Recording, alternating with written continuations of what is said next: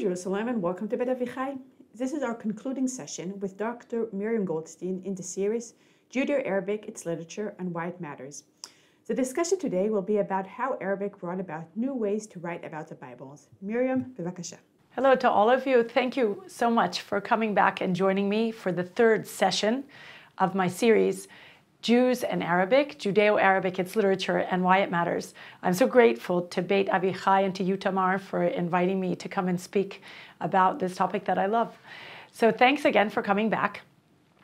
Last session, we talked about the innovations in the Jewish bookshelf introduced as a result of the adoption of Arabic and Judeo-Arabic for writing. That is, I hope I've convinced you that Judeo-Arabic and the adoption of Judeo-Arabic for writing and for scholarship in Judaism created a real revolution, not just another Jewish language to put in our backpack of Jewish languages, but very much a revolution in the Jewish bookshelf.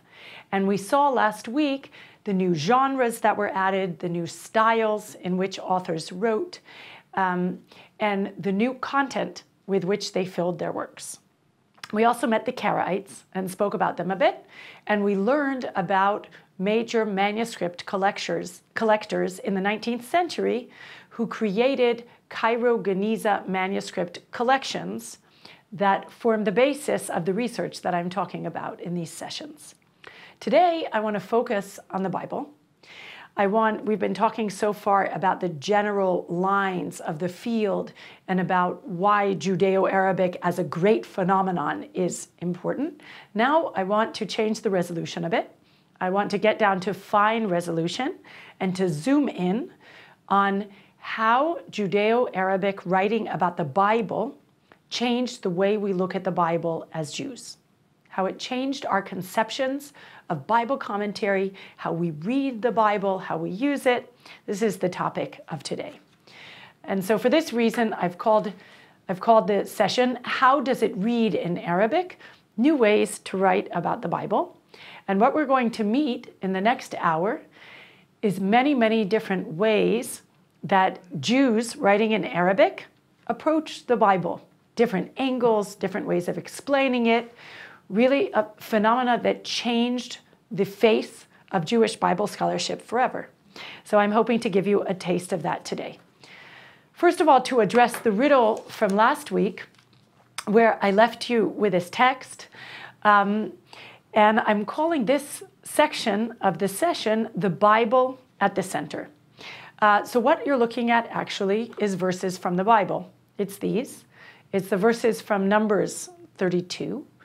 And this is a Karaite text in which the community using it, this was the community of Jerusalem, which is where it was preserved, rewrote the biblical text. This is Hebrew in Arabic characters. So in most of this series, we're talking about Arabic in Hebrew characters. In this case, the Karaite community took the biblical text. They took the Hebrew of the biblical text and rendered it in Arabic characters. So for example, if the verse in Hebrew, which is written here, Vayomer alehem Moshe, and Moses said to them, you can see it here in Arabic on the right side of the screen, the second line, it says, Vayomer alehem Moshe, and it's the way they chose this way of representing the biblical text. So it's biblical Hebrew, but in Arabic characters. So that was why I wanted to challenge you to guess what it was. This is one of the texts that was used by the Karaite communities of Jerusalem and of Egypt in the 10th and 11th centuries, probably for purposes of studying the pronunciation of the biblical text in a very accurate way. What is generally understood about the text you're looking at is that Karaites would rewrite, and this was only Karaites who did this. The Jews who we talked about as Rabbinite Jews or Rabbinic Jews are not known to have copies of biblical Hebrew in Arabic script, but they did this in order to be sure that they were pronouncing the text correctly, in order to demonstrate via Arabic consonants and the use of Hebrew vowels, by the way, how to pronounce the text accurately. This is what we think We don't have any exact facts for why they did this. Now, what I want to talk about today is why the adoption of Arabic and Judeo-Arabic meant that Jews during this period began to place the Bible at the center. We talked about in the last session, we talked about the Jewish bookshelf prior to the year 500, and we talked about the Jewish bookshelf after. And one very central aspect of the Jewish bookshelf after the year 1000, or let's say, and that's a general number, after the adoption of Judeo-Arabic, is that Jews began to place a very, very central emphasis on the Bible, on the Tanakh. That whereas in earlier centuries of Jewish production, other texts were considered just as important. Of course, the Bible is always at the center, and Judaism is a biblically centered religion. But certainly during what we call the Talmudic period, the Talmud was the center of interest. The Talmud itself, responsa around the Talmud, legal codes based on the Talmud. What is a very, very central aspect of the Jewish adoption of Arabic for scholarship in the period we're talking about is that Jews of all types, both Karaite Jews, rabbinic or rabbinite Jews, began to place the Bible at the center. And that is the first important part of what I want to talk about today. What does it mean to place the Bible at the center? It means to write, obviously to study the Bible, but Jews are always studying the Bible. What's new? It means to write about the Bible. It means that the commentaries that I talked about, the beginning of comprehensive verse-by-verse commentaries, were seen as a very important genre in which to write, that any self-respecting scholar would write a Bible commentary, or at least a Pentateuch commentary. It means that many genres were created around the biblical text, and I'm going to show you some of them today. Genres that were created in order to illuminate the Bible, in order to teach it better. The Bible became very, very much a central text for the Jewish people.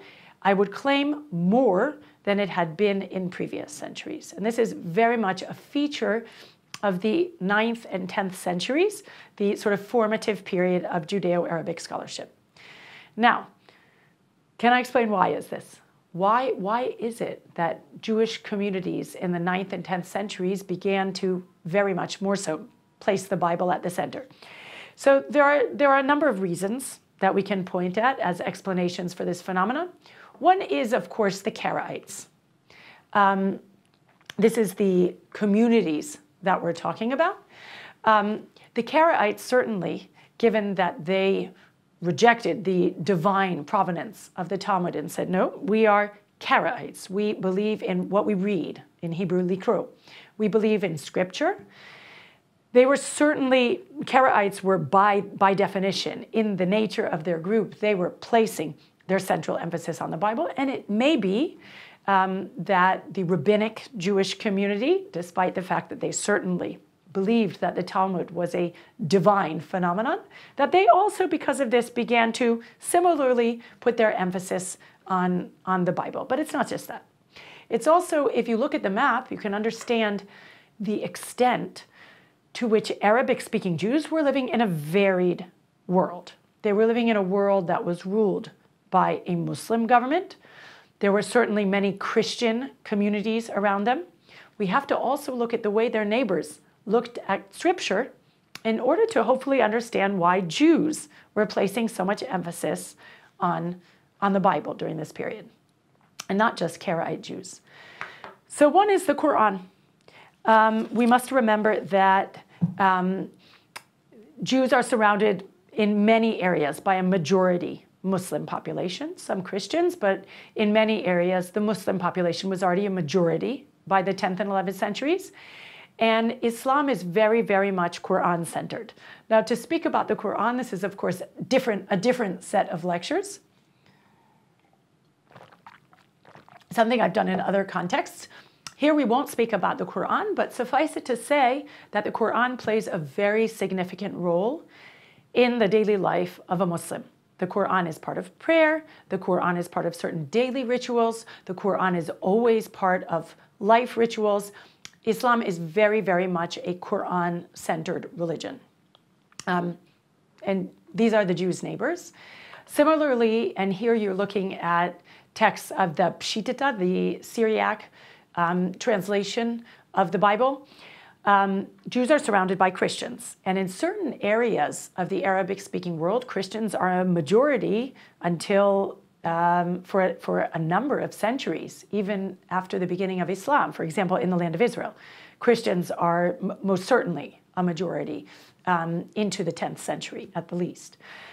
So Jews are also very surrounded by Christians, and Christians, by definition, put Scripture at the center of their religion as well. Christians do not have a Talmud. Christians adopted the Hebrew Bible and added the New Testament. So Christianity is very much a scripturally centered religion. These are the Jews' neighbors. So it is certainly all part of the picture that when Jewish scholars begin to center the Bible in their scholarship of the 9th and 10th centuries, the Karaites are playing a role, this growing Karaite movement in Judaism, but also their neighbors, their Muslim and Christian neighbors, and the way Jews see the people around them treating their scriptures or studying their scriptures. I want now to return to the Karaite communities in order to talk to you about the Bible, in order to focus on, now that the Bible is at the center, how can we examine the way Jewish scholars are studying the Bible? What are the new things that are happening in Bible study because of the adoption of Arabic, or as part of the adoption of Judeo-Arabic for writing? So we return to the Karaites of Jerusalem, the Karaites of the Near East. This is the map that we saw at the end of the last session. And you remember that we spoke about the Karaite movement as originating somewhere in the East, in Persian-speaking areas. We don't have a lot of good sources from that time period, so we sort of pieced together the picture, the historical picture, from the sources we have in the 8th and 9th century. The Karaites begin in the East, and as I mentioned last time, around the year 900, a group of scholars makes their way to Jerusalem. They do so, by the way, because of a call by a very charismatic, apparently, leader named Daniel al-Qumsi, who's from an area called Qumis, which is in the southern area of the Caspian Sea. You can see the Caspian Sea on the map. And he calls for the Karaites to come and live in Jerusalem because Jerusalem is the appropriate place to fulfill what is written in the Bible. And of course, the Bible is the center of Karaism. And they're meant to come to Jerusalem, and this is the appropriate place to mourn for the temple and to carry out all of the appropriate rituals that are written in the Bible that are meant to be carried out also as part of mourning for the temple. So he establishes, Daniel al-Qumsi, because of this call, he establishes a community of scholars living in Jerusalem. What I want to show you today is a sort of mosaic or patchwork of what was produced in Jerusalem during those 200 years of very prolific production around the Bible. I want to give you examples of different genres of works that were created around the Bible, to talk a bit about the authors who produced them. We'll do this first from a bird's eye view, looking at the works as a bird's eye view. And then in the second part of this session, we're going to look at 5 examples of particular commentaries, particular sections of commentary on the Bible, in order to show you what these scholars were doing with the text, so that you can feel, as I do, exactly what they were doing with the text. And we're going to largely focus on the Karaites today. There were very important Rabbinite scholars as well, and I will mention Saadia Gaon, but because we're focused on the Bible today, I'm going to focus on the extensive Karaite creations in the field of biblical studies, hoping to illuminate for you an area that you may not have even heard of before, let alone read in. And these are works that were extremely important for the way that Jewish Bible commentary continued afterwards. It doesn't matter, Karaite, Rabbinite, Judeo-Arabic Bible commentary was an incredibly shaping factor for any kind of Bible commentary that happened afterwards, in Hebrew, for example.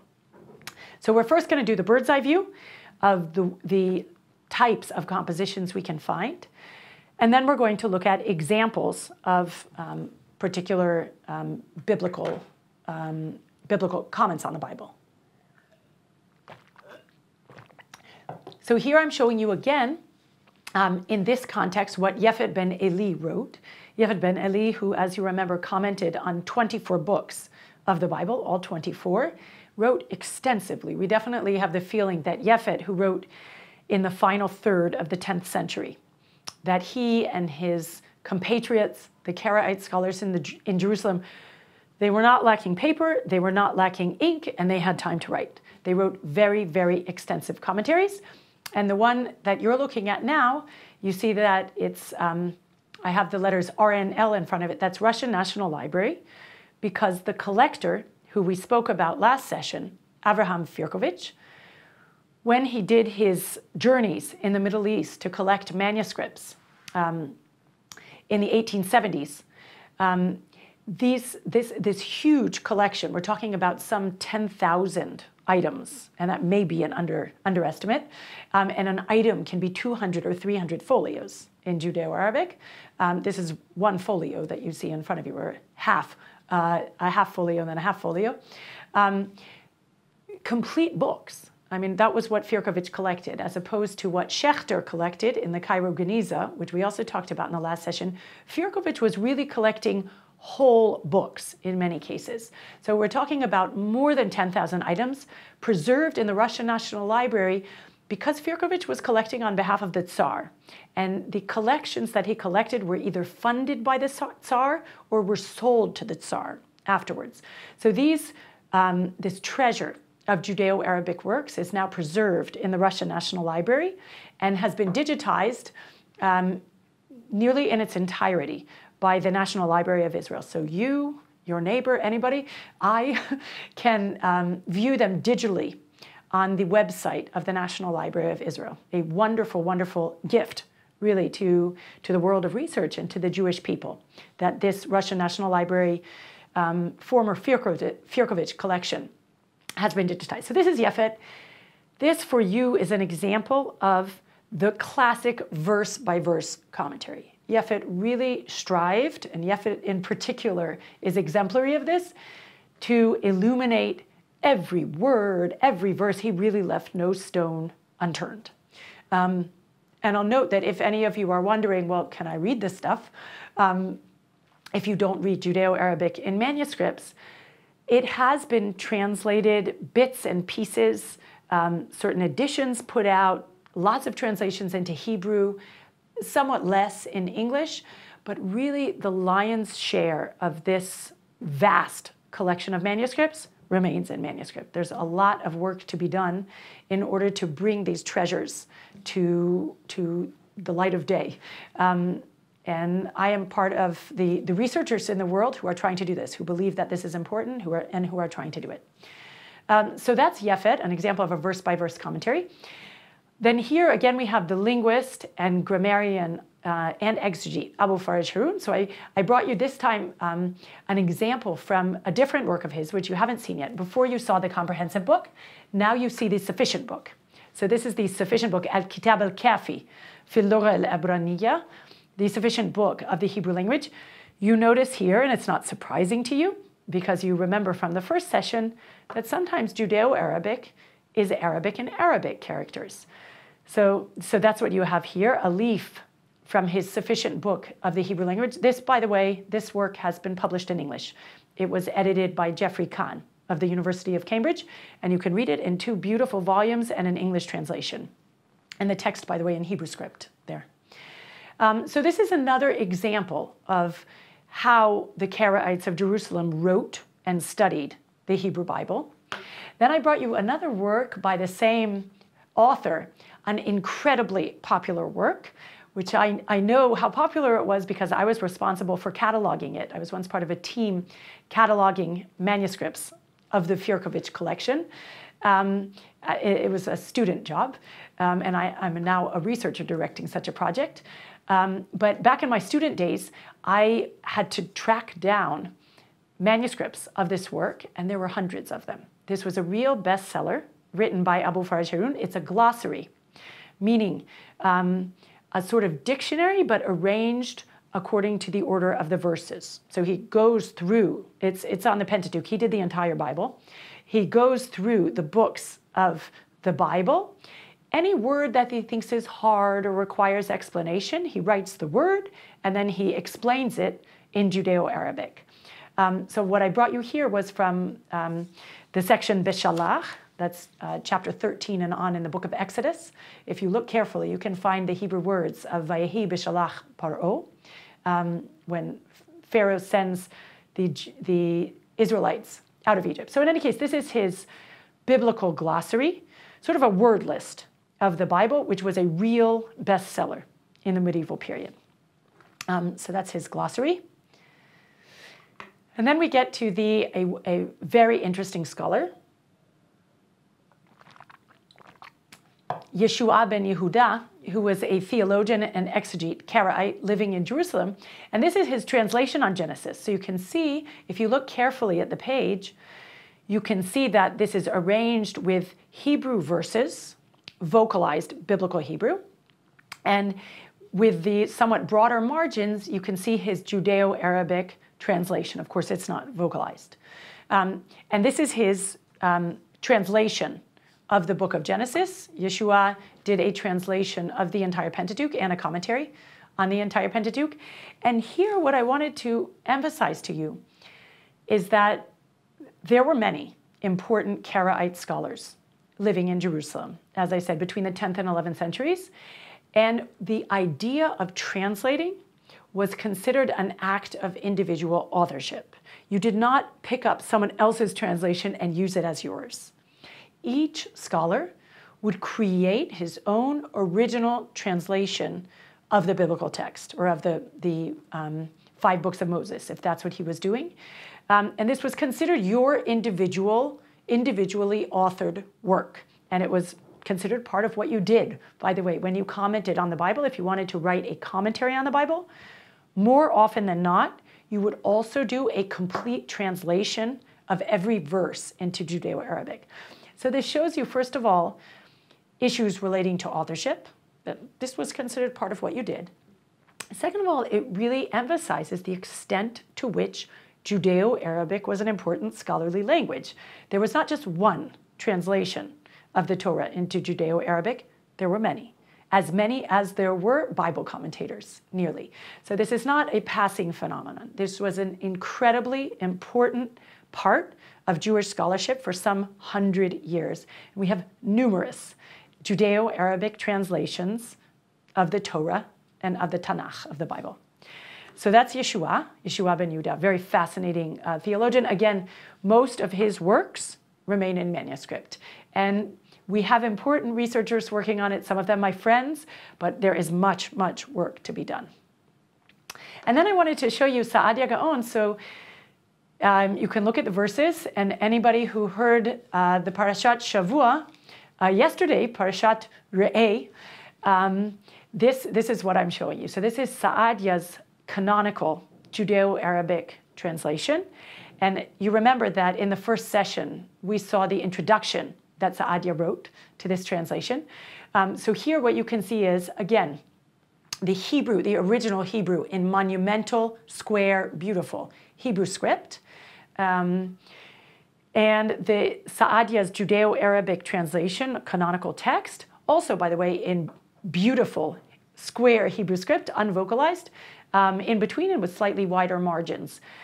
And this was a singularly important text. Note, if you look at the bottom, you can see this is also in the Russian National Library. This is an important rabbinite Jewish text. This is not a Karaite text. However, it is one of the most important texts that Avraham Firkovich in the 19th century brought back from the Middle East when he went searching for manuscripts. So this is Saadia's canonical Torah translation. And then I thought we'd finish off with this Bible transcription, which you already know because I showed it to you at the end of the session last week, and we talked about it just now. But another aspect of Karaite Bible study is that they would sort of work it out. They would use Arabic script with Hebrew language, the original biblical Hebrew in Arabic script. And the important thing here, as I mentioned, were questions of pronunciation. And there were actually entire books written about how to pronounce the Hebrew Bible. Abu Faraj Harun, who we talked about, wrote one of them. A book to ensure, and by the way, everybody was worried about this issue, and we're worried about it today. Don't we have Gabaim when we read the Torah? But everyone was quite concerned with the question of how to correctly pronounce the biblical text, how to do it with the correct vowels, with the correct ta'amim, the cantillation. And so this, what you see in front of you, is apparently part of the Karaite emphasis on this.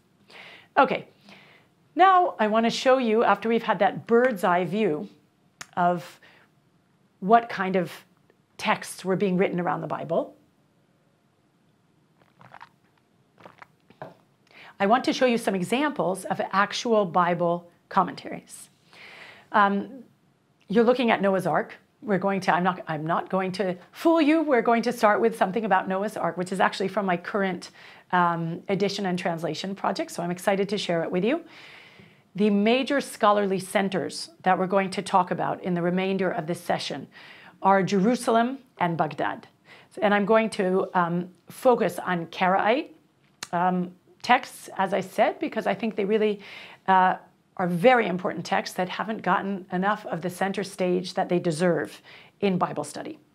And what you're going to see are my translations, my English translations of Judeo-Arabic texts that were composed in Jerusalem or in Baghdad, and I'll tell you each one, but which were copied all around the Middle East. And we find copies from many different locations. And I'm going to show you 5 different examples. And I'm sure that you will note that these examples hark back to the previous 2 sessions. So many of the elements that I sort of pointed at in the previous 2 sessions, you will now be able to see actually exemplified in the translation from Judeo-Arabic text. So look out for them. Look out for the elements that we talked about in the previous lectures. So I want to start with Yaqub al-Kirkasani on Noah's Ark. So this is a section from his book of Gardens and Parks, the Kitab al-Riyad, that I mentioned in our session number 1. And I want to show you the interesting things that al-Kirkasani does with the story of Noah's Ark. The story of Noah's Ark receives, the building of the Ark receives 3 verses in the book of Genesis. Okay, you open up Genesis 6, you can find 3 verses that tell Noah how to build the Ark. Now this does not stop al-Kirkasani from devoting folio after folio to the very interesting engineering and technological detail that he believes characterize the Ark. So that's what I want to show you. So this is example number 1. So al-Kirkasani says, I will now state how things appear to me, and God knows best. So the author is present, I. Before I begin the explanation, I will preface with an introduction. Even though most of the elements of this ship pertain to divine capability, many of its elements accord with what is required by natural disposition and technical skill. So he's contrasting here between divine capability, meaning God creating miracles to do things on the Ark. However, there's a lot of things that have to do with technical skill, and that's what he's going to tell us about. These building projects that were part of the Ark, even though they're not mentioned in the verses. So he says, the proof of this is that if its elements derived solely from divine capability, rather than technical skill and the like, it would not have been necessary in the first place for him, God, to command that it be coated, because God says to Noah that he must coat the Ark. This is one of those 3 verses in Genesis 6. Rather, its wood would have been left exposed, given the existence of divine capability. So the fact that God tells Noah to coat the Ark, this shows that we're not depending on miracle. Noah does have to do certain engineering feats and building things in the Ark, because otherwise God would have done everything by himself. He would have done it all miraculously. Also, it would not have been necessary to prepare food for the animals inside because the Creator is capable of sustaining them without food. And then Kirkasani explains the specific engineering feats that he thinks happened to create the ark. So he says it is also possible that besides the windows that had the pieces of glass, there were other windows that allowed the entry of air in order to fan the animals, and that these windows had external fixtures that prevented the entry of water into them. So what is Al-Kirkasani imagining here? So he's imagining that while the ark's description mentions one window, that's what's written in the biblical text, one window, that there must have been many windows, and they had glass. They had modern, for his time, for the 10th century, modern glass, and glass did exist then, of course. And there were other windows that sort of were windows, but they allowed the entry of air, modern, newfangled 10th century technology. That's how Al-Kirkasani sees it. He says another necessary element in the ship was roof gutters, which allowed rainwater to flow outside. Given that torrential rains were going to fall in that huge roof for 40 days, it was necessary to have many gutters to allow the water to flow out. So Al-Kirkasani says there must have been gutters because throughout the description, he envisions the torrential rains that are going to fall. So therefore, there must have been gutters to help these rains fall down in sort of a reasonable way. So you see that Al-Kirkasani has this image of, first of all, the fact that the biblical text says only 3 verses about the building of the ark. Well, it doesn't matter. Of course, he can add all sorts of details, glass and gutters, and he talks a lot about the food for the animals and the various contraptions that were created to bring food to the animals. So he's willing to add to the text, and he's also willing to describe all sorts of modern day, for him, technological phenomena in order to illuminate how he believes the ark was created. So this is an example of how in the 10th century, Bible commentary becomes a catch-all. It's not strictly, first of all, sticking to the biblical text. You can bring in external explanations. And these external explanations often reflect contemporaneous scientific trends, contemporaneous engineering trends. And the interesting thing is, so this is part of an edition and translation that I'm preparing of Kirkasani's his commentary on Genesis. And I have found no parallels to this. I haven't found parallels in any other text. At this point, I can tell you that I have no idea where Kirkasani came up with these ideas, but it's a fascinating segment of text. So that's one example, really hot off the press from things that I translate nowadays, day and night. Example number 2. I wanted to show you the Karaite interest in clarifying the structure of the biblical text. So here you're going to see Abul Farj Harun, who we've met in his position as a grammarian. We've met him as a linguist, and you've seen him as a creator of a biblical glossary, sort of dictionary type work. Now I'm going to show you how interested he is in biblical structure. So he's writing about chapter 7 in the book of Leviticus. The book of Leviticus begins with a description of all different kinds of sacrifices. So what Abul Faraj Harun is interested in doing is explaining to the reader the structure of the Bible. So what does he say? He says, this is the 3rd section devoted to the peace offering. The first is in the weekly Torah portion, Vayikra, because this is already beyond that point, and includes a description of the part that is sacrificed on the altar. The second, in this weekly Torah portion, includes a description of the laws that govern consumption of the sacrifice by its owner. And the third includes the description of the priest's part. So it doesn't really matter the details of what he's trying to say and which sacrifices and all of that. What I want you to note is how interested he is in elucidating the structure of the biblical text. You see, he says, this is the 3rd section devoted to the peace offering, the Zevach Shlamim. This is the 3rd time you've heard about it, reader. The first time you can find in the previous portion of the week. The second is in this week's portion, and the third, also in this week's portion, it's Tzav, is the description of the priest's part. But what's important here is that it's so important to this exegete to explain. Now, I'm not going to explain just this particular verse. I want to explain to you, reader, the overarching structure of the biblical text. It was not only this particular exegete who wanted to do that. So we talked about Abul Faraj Harun. By the way, there's a mistake on this slide. It's not Jerusalem 10th century. Sorry, my mistake, Jerusalem 11th century. However, the way this 11th century sage writes is emblematic of much of what is written about the Bible by Karaites in that Jerusalem community I talked about. They were incredibly interested in describing the structure of the Bible.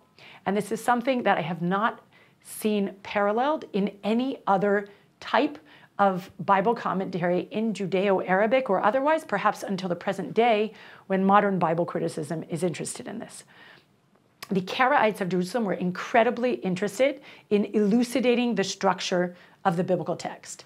And if you remember from the previous session, when we talked about authorial style, and that authors were expected to have an introduction and to divide their books into chapters and to be self-referential and talk, what I did in this chapter and what I do in this chapter. This was the way one wrote, both in Arabic in the 10th century and 11th and in Judeo-Arabic. And my belief is that the extreme Karaite interest in explaining the structure of the Bible, I could bring dozens of examples. This is just an exemplary example. I think that it was influenced by the way they knew they were expected to write, that they couldn't help but see the same organizing principles in the Bible itself. And there are many other examples. They talk about how the Bible has introductory verses and concluding verses, and basically the way an author of their time would be expected to write. So that's a sort of taste of the Karaite interest in classifying biblical structure. The next type of example I want to give you has to do with new questions that were asked about the text. So we're going to talk about the Tower of Babel. And I'm going to show you how the beginning of writing about the Bible in Arabic meant that exegetes raised new questions. On the one hand, they were like Sa'adia, even if they were Karaites, by the way. Doesn't matter. Karaites, Rabbinites, they were basing themselves on earlier Jewish tradition. So the earlier questions existed, but new questions were also brought to bear. And we find many, many new questions, especially theological ones, being asked about the biblical text. And these were asked in light of reigning theological trends. There was theology around them. There were new theological schools rising in Arabic that Muslims would talk about Christians, and this would lead Jews to ask new questions about the biblical text. So I want to bring you one example. So about the Tower of Babel. In Genesis 11, it begins with a famous verse, and the whole earth was of one language and of one speech. And you remember the story.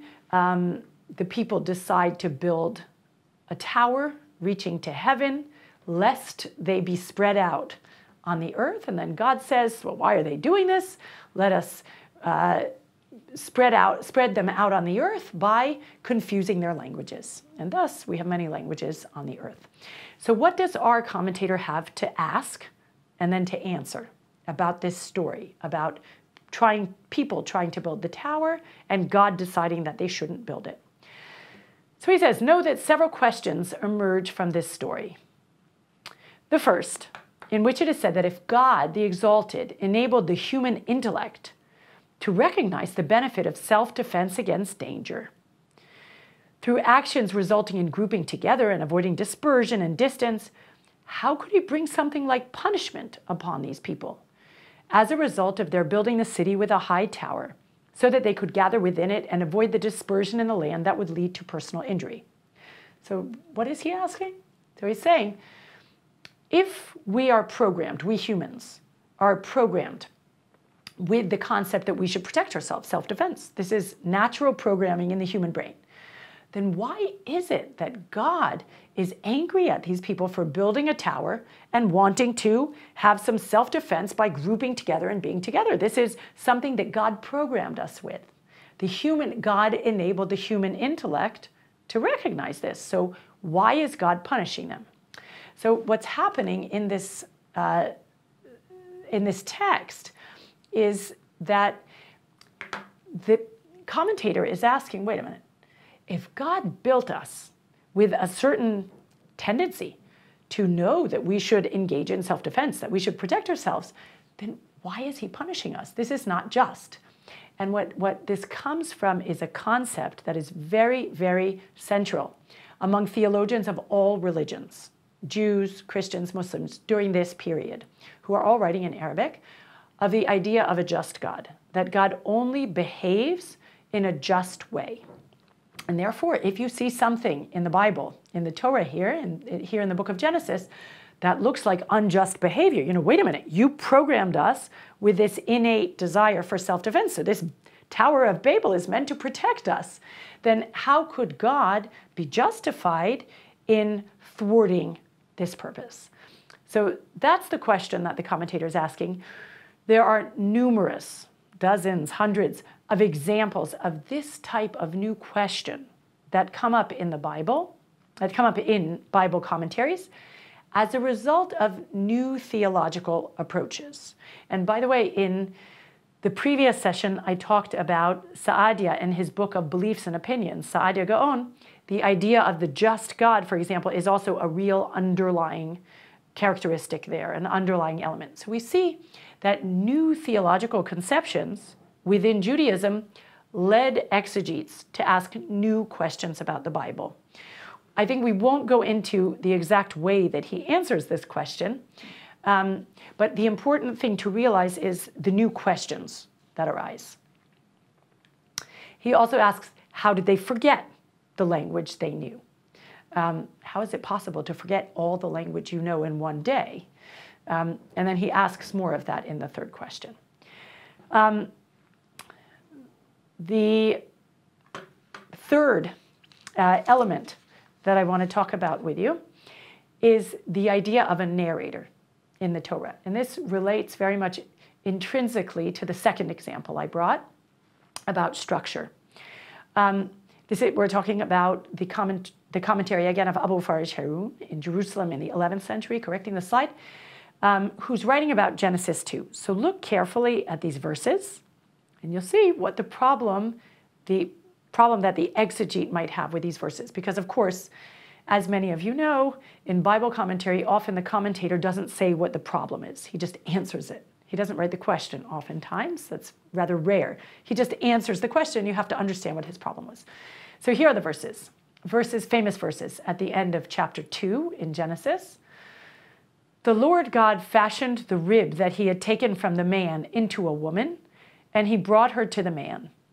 Then the man said, this one at last is bone of my bones and flesh of my flesh. Hence a man leaves his father and mother and clings to his wife, so that they become one flesh. So I want to turn now to the comment, and then you'll understand what the question is that the commentator is asking. So Abu Faraj Harun doesn't state his question. He just immediately answers it. So he says, this is a statement by Moses, peace be upon him. Since at that time, Adam had not acquired the knowledge that the father is a father to his child, and the mother a mother to him, and the prevailing custom that the man clings to his mate, which is described in the statement of this speaker. So let's look back at the verse and notice what Abu Faraj Harun is talking about. So we have the narrative. We remember the narrative that God made man fall asleep and he took out his rib. And then it says he fashioned the rib into a woman and brought her to the man. And then Adam responds, this one at last is bones of my bones and flesh of my flesh. Hence, and this is the section of the verse that the commentator is talking about, a man leaves his father and mother and clings to his wife so that they become one flesh. So what the commentator is saying basically is that Adam didn't know this. the man said, what exactly did Adam say? Did he say both sentences? This one at last is bone of my bones and flesh of my flesh. He might have said that. But the commentator is saying he could not have said, hence a man leaves his father and mother and clings to his wife so that they become one flesh. Because as he says, Adam had not yet acquired this knowledge. Adam didn't know anything. This person had been brought to him. What does he know about the idea that a man and a wife cling together and they become one flesh and all of this, and leaves a father and mother? He doesn't know about fathers and mothers. He doesn't have a father and a mother, right? So this commentator is making a very, very interesting point. And he's saying the first part of the verse is what Adam said. It's true. That's what the Bible says. But then he says the second part of the verse is a statement by Moses, because Adam didn't have that knowledge. So he's dividing between the sections here. He says there's the narrative of the Bible, then there's what Adam said, and then there's a statement by Moses, which in Hebrew, if some of you remember, it starts with alaken, therefore, hence. A man leaves his father and mother. So what the commentator is doing here is a fascinating discussion of authorship in the Bible, where he says, understand, he's a 10th century, 11th century commentator. He is not saying there is anything other than a divine author for the Bible, that's for sure. But he's saying there are different parts of the Bible. There's things that are sort of part of the narrative, and then there are things that Moses is responsible for transmitting. You see, this is a statement by Moses, likely with divine origin, that God, this is a study that we are yet doing, we researchers of Karaite Bible exegesis.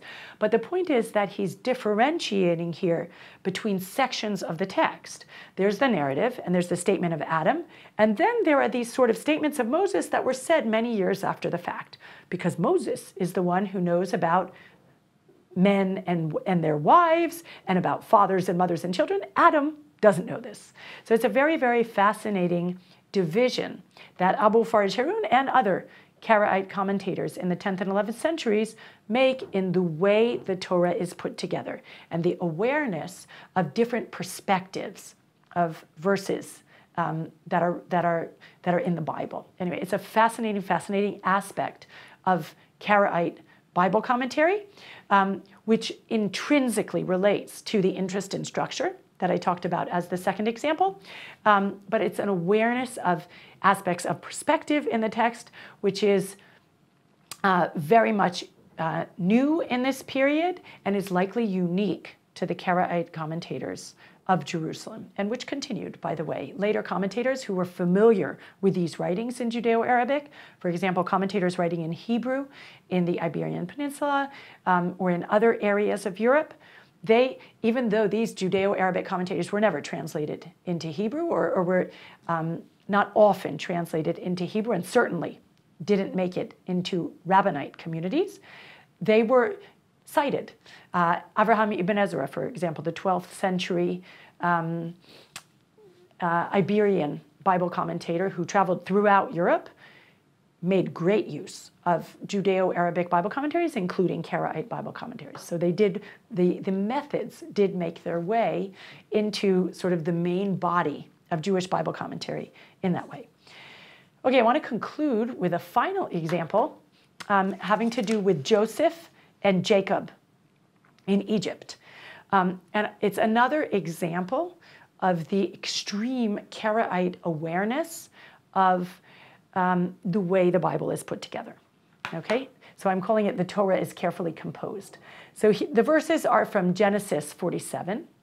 Again, I'm using the commentator Abu Faraj Harun, who's just as an example of sort of the broader body of Karaite Bible scholarship in the 10th and 11th centuries in Jerusalem. There's a lot of parallels that I could bring you from other commentators. So here's the verses. Joseph then brought his father Jacob and presented him to Pharaoh, and Jacob greeted Pharaoh. So this is a very important part of the narrative of Genesis, when they've had the whole story of Joseph and his brothers, and then Joseph brings Jacob down to Egypt, and the Israelites begin their time in Egypt. Pharaoh asked Jacob, "How many are the years of your life?" Jacob answered Pharaoh, "The years of my sojourn on earth are 130. Few and hard have been the years of my life." Okay, so your average biblical conversation. Now let's see what our commentator has to say about it. So first he says, regarding the phrases, "How many are the years of your life?" which is the first thing, according to the biblical text, that Pharaoh says to Jacob, "It is likely that this was preceded by conversation, which would be profitless to record for us." So he's saying basically, in this verse, do we really think that the first thing that Pharaoh said to Jacob before saying, "Hi, how are you? How was the trip? How many are the years of your life?" No, but it was preceded by conversation that the biblical text did not find it necessary to preserve. So it's basically saying that biblical text is carefully curated. It's not that everything is included. What's included is things that you need for posterity, things that are necessary to include in the text. And then the next section, Abu Faraj Harun moves on to say, two purposes have been mentioned for recording Pharaoh's question about Jacob's age. And then he lists them, first of all, to inform us his age so that we can calculate better. So of course, why, if they had conversation in the beginning, why is it that it's considered important to start with this question about age? First of all, to enable us later on to make calculations, because we need to know how old was Jacob, because then we know how old he was when other things happened. This is very important. Any of you who know the field of biblical exegesis know that commentators like to use the numbers in the text to come up with calculations. So Abu Faraj Harun says that's one reason this is important. And second of all, to show us the way Pharaoh observed him, to inform us of the weak and aged state Pharaoh observed, which contrasted to the well-known fact of his valor and great strength with which he fought the angel and subdued him way back when. Yeah, when he was coming back after he had stayed with his uncle. So basically, one reason for including this question was for us, so that we would know how old Jacob was and we could make calculations. The second is to show us, to give us an idea that Jacob arrived at Pharaoh's court and he was quite elderly and advanced in years. And of course, there were Near Eastern myths and stories about Jacob's strength. So Pharaoh noticed this and asked. In any case, the important aspect of this example for us is that this Karaite commentator is asking questions about every single section of the text. And he views the text as something that was put together extremely carefully, not that everything was written down. He views the Torah as a carefully curated text where, because it was carefully considered and not everything was included, therefore the exegete must expend ultimate and extreme effort in explaining every single word and every single phrase in order to clarify all of the deep meanings of this central text. Now, this approach, the idea that the Bible is worthy, of course, of explanation in every single detail, every word and every phrase, this is, of course, not new to Jewish Bible exegesis. The Midrash does the same thing. The importance of every single word and every single verse, this is part and parcel of Jewish Bible commentary. However, the new thing here, as we discussed in our earlier sessions, the idea that one author does it, that one author sits down and does it, and he continues verse by verse by verse, often really painstakingly and at length, explaining the biblical text. And the second thing is bringing new approaches to bear, new philological approaches, new linguistic approaches, new understandings of the grammar of biblical Hebrew, new approaches to philosophy, to theology. All of these and more are brought to bear on the biblical text. So not only is the form a new form, one authored text, which you make your way through verse by verse, but also what type of things are included are based on the new contemporaneous approaches to all different kinds of learning and science. And of course, as I said, the Karaite community of Jerusalem, who we focused on in this session with their Bible commentary, seems to have had incredible means with which to carry this out. They didn't seem to lack money for paper, for ink. There were orders coming in from Egypt, from the wealthy Karaite community in Egypt. This was a community that for nearly 200 years lived in Jerusalem, produced, created real revolutions in the way that we look at the Bible today. So overall, I want to return to the slide with which we opened this series. The opening page of Al-Kirkasani's Book of Gardens and Parks and his introduction, where we first began to talk about the revolutions, which were the adoption of Judeo-Arabic, the revolutions in language, the revolutions in content, the revolutions in the conception of who is the author, who writes, how do we write about Jewish texts. We've seen that the adoption of Arabic was a real revolution, not just linguistic, far from linguistic, but creating sea changes in the Jewish bookshelf that shaped the way that we write about the Bible and about almost anything Jewish today. We could exemplify these changes in a wide variety of fields. In a series of only 3 sessions, I decided to focus on Bible exegesis, but I could have chosen theology, I could have chosen philosophy, we could have chosen the field of medicine. I hope that I have whetted your appetite for learning more about the vast field of Judeo-Arabic, for reading about these manuscript discoveries in the 19th century that really changed the way we look at the Jewish bookshelf today. And I hope to meet you again and be able to teach and learn more together with you. Thank you very much for your attention.